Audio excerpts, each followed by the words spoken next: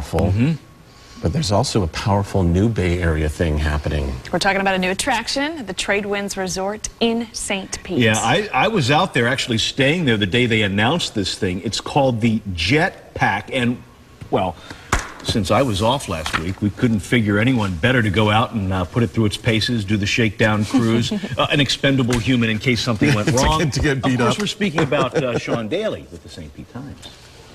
Hey, this is Sean Daly at the Tradewinds Resort in St. Pete Beach, where the future is now. I just pulled a James Bond. I strapped on a jetpack and soared 30 feet over the Gulf. Okay, maybe 7 or 8 feet, something like that. But anyway, the newest, hottest, wildest tourist attraction in Tampa Bay is open for business. All right, so we got you all strapped in here. All right. Last night, tossed and turned a little bit worried about the jetpack, but I showed up early and I watched somebody do it before me.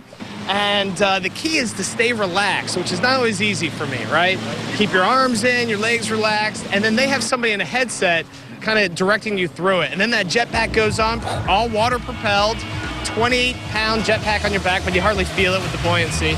And you start going. And after about 2 minutes, I got really, really cocky, and the guy just totally dumped me in the water. You gotta listen to him. I started trying to do cool moves, flips, looking around like it was all, you know, hip and everything.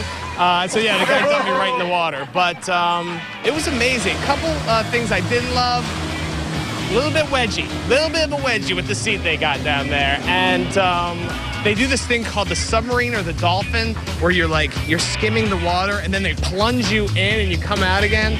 That's just a lot of snot and water in your face. But soaring, going straight up, the levitation, the flying, unbelievable. Never felt anything like it. I can't wait to do it again.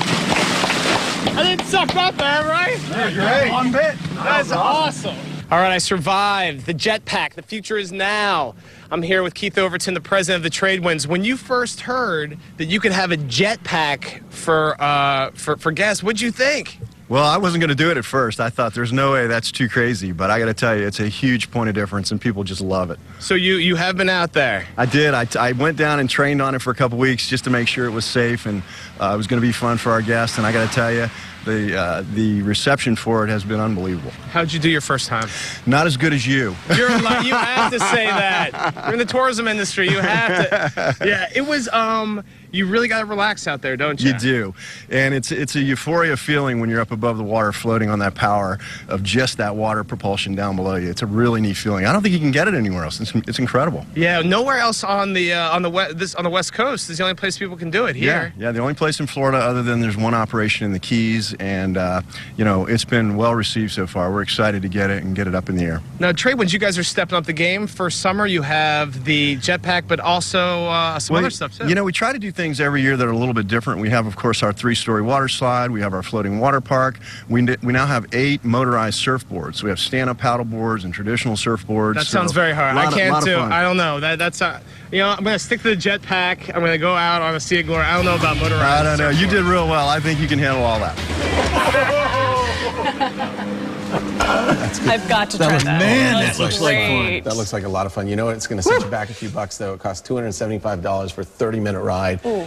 And the entire thing takes about an hour and a half to kind of get through. So it's a once-in-a-lifetime experience. That's worth it.